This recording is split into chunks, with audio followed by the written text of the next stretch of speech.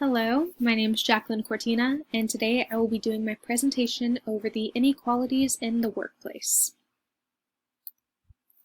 Alright, to start things off, in the 1920s, women were granted the opportunity to work. Since that moment, women are still being underpaid compared to their male counterparts. Employers insist that men are more inclined to leadership and that women have to pay a mother penalty.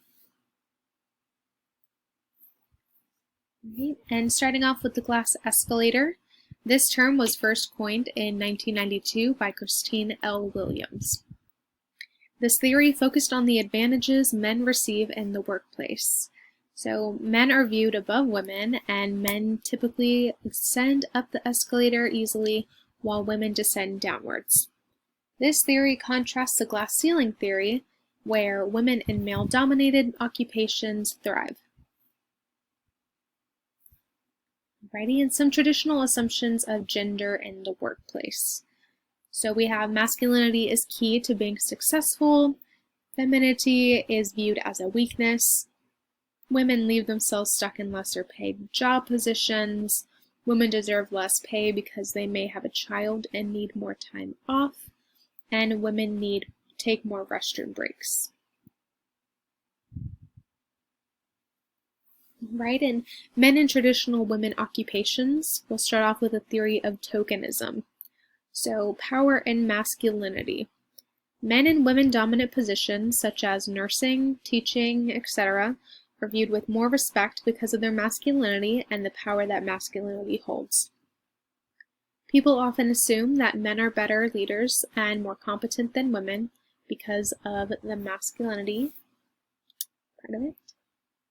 Alright, and then we have the numerical rarity. And so employers see that women are rarely placed in the position of power, and they go along with this norm and continue to place men above women despite their capable abilities to lead. Even though fewer men work as nurses than women, they are still being paid more.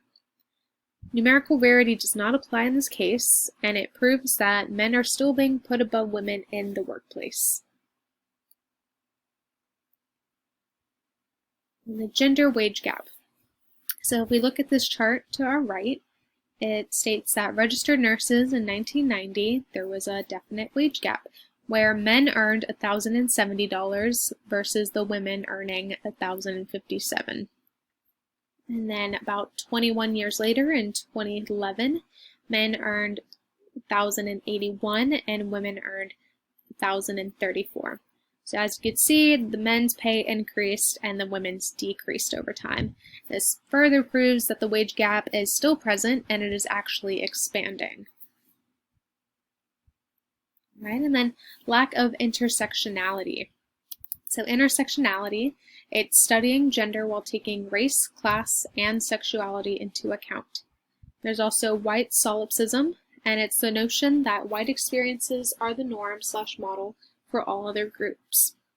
We must overcome the habit of reducing intersectionality, and we need to start focusing on other minorities and how they contribute to the theory of the glass escalator, such as focusing on race, education, sexuality, ability, age, gender, ethnicity, culture, language, and class.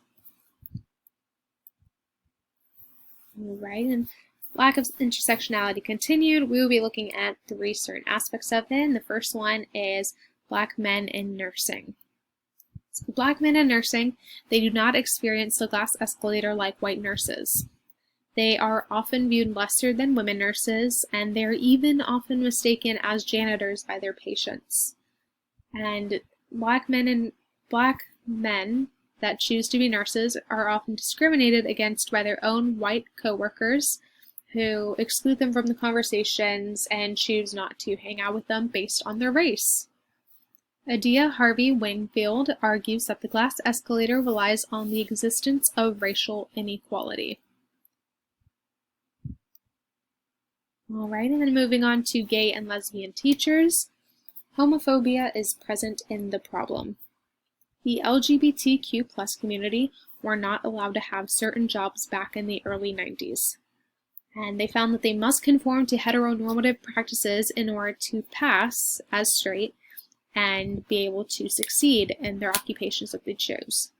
For example, lesbian teachers choose to wear makeup and act more feminine, and on the other side, gay teachers may choose to resist their gay mannerisms and discuss sports in the classrooms. Even with these results, these teachers rarely obtain respect in their field solely based on their sexuality instead of their credentials as being teachers.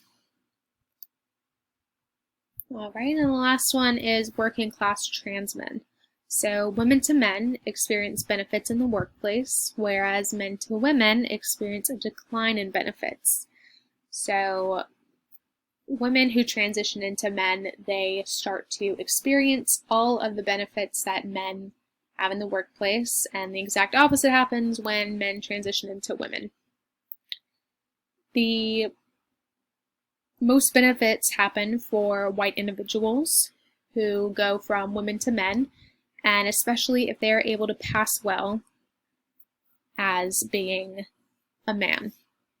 Those who weren't able to present themselves as masculine enough experience even more discrimination and a decline in their own benefits. All right, and now we will discuss the motherhood penalty. So mothers are punished for having children and experience a wage cut. Low-wage earning mothers experience the greatest wage penalty. Mothers are often viewed as a burden for having to take time off to heal and care for their child. Even before getting the job, a lot of interviewers will ask the prospect employee whether or not they're married and whether or not they plan on having children. The motherhood penalty continued. There is also a fatherhood bonus. So fathers experience the complete opposite treatment that mothers do, and instead of having a wage cut, they are rewarded with a bonus. There is a 12.5% wage gap between mothers and fathers, with a 5.7% gap between childless women and men. Fatherhood is viewed as a valuable characteristic that promotes stability and good work ethic. Motherhood is viewed as the complete opposite, whereas mothers are punished for needing to care for their children. Fathers are given a bonus because they are seen as the breadwinners of the family based on gender norms, and women are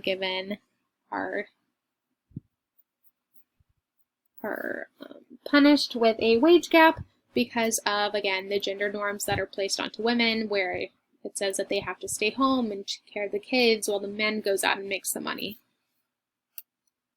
Right, and in conclusion, overall, the glass escalator and the motherhood penalty excludes minorities and women from ascending the work ladder.